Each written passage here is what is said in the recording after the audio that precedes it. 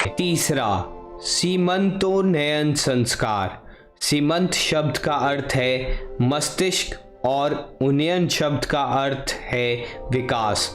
इस प्रकार सीमंतोन्नयन संस्कार का अर्थ हुआ ऐसा संस्कार जिसमें माता का ध्यान मस्तिष्क के विकास पर केंद्रित हो जाता है। पुंसवन संस्कार शारीरिक विकास का संस्कार है। सीमंतोन्नयन संस्कार मानसिक विकास का संस्कार है। इन दोनों संस्कारों में गर्भस्थ संतान का शारीरिक तथा मानसिक सब कुछ आ जाता है। संस्कार विधि में लिखा है कि सीमंतोन्नयन संस्कार में पति अपने हाथ से स्वपत्नी के केशों में सुगंधित तेल डाले, कंघी से सुधारे, पट्टी निकाले, सुंदर जूड़ा बांधकर दोनों यज्ञशाला में आए। इसका अभिप्राय यही है कि इस समय पति तथा पत्नी दोनों का ध्यान अपने तथा संतान के मानसिक विकास पर केंद्रित हो जाना चाहिए। उन्हें यह समझ लेना चाहिए कि संतान का मानसिक विकास उनके अपने ऊपर निर्भर करेगा। जैसा मानसिक जीवन वे व्यतीत करेंगे उसी की छाप उनकी संतान पर पड़ेगी।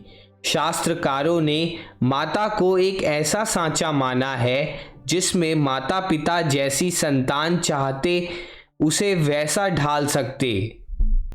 इस समय को यदि हाथ से खो दिया तो संतान के जन्म लेने के बाद बाहर की अच्छी या बुरी परिस्थिति का प्रभाव प्रबल रूप धारण कर लेता है। सीमंतोन्नयन संस्कार का अभिप्राय माता पिता के ध्यान को संतान के मस्तिष्क विकास पर केंद्रित कर देता है। सीमंतोन्नयन संस्कार का सर्वोत्तम समय वह है जब गर्भस्थ संतान के मस्तिष्क के कोशों का निर्माण होने लगता है।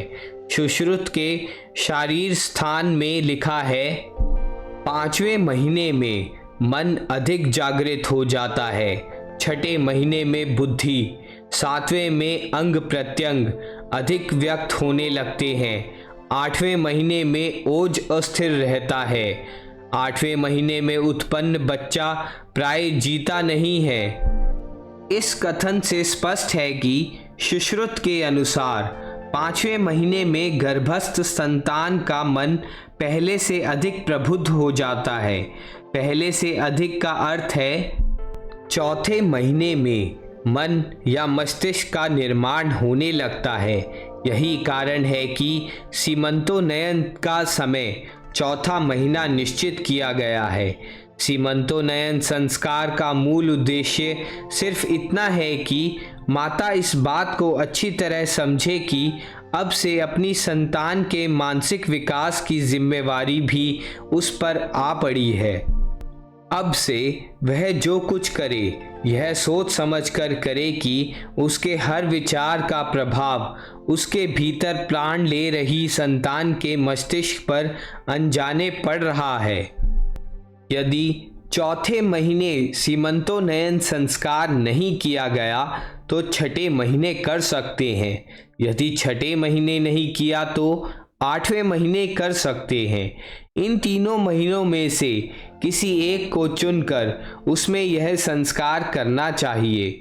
चतुर्थ में इसलिए क्योंकि 4थे महीने में मस्तिष्क के कोश बनने शुरू हो जाते हैं। 6ठे में इसलिए क्योंकि इसमें बुद्धि का बीज पड़ जाता है। 8वें में इसलिए क्योंकि 8वें महीने तक पहुँचते पहुँचते शरीर, मन, बुद्धि, हृदय ये चारों तैयार हो जाते हैं। इस समय स्त्री को 2 हृदय कहा जाता है। उसके 2 हृदय काम करने लगते हैं। यही अवस्था स्त्री के लिए खतरनाक है क्योंकि प्राय 8वें महीने की संतान जीती नहीं।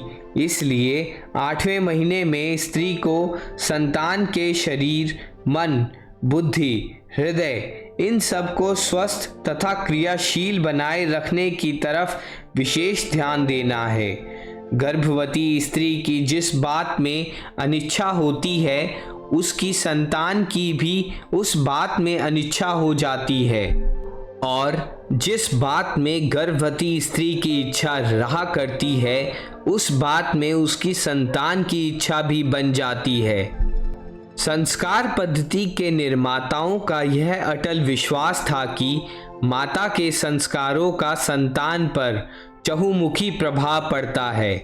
इसलिए सीमंतोन्नयन संस्कार को महत्वपूर्ण स्थान दिया गया था। मनुस्मृति में कहा है, यादृश्यम भजते ही स्त्री सुतम सूते तथा विधम तस्मात् ब्रजाविषु ध्रियंतम स्त्रियम रक्षेत प्रयंततः।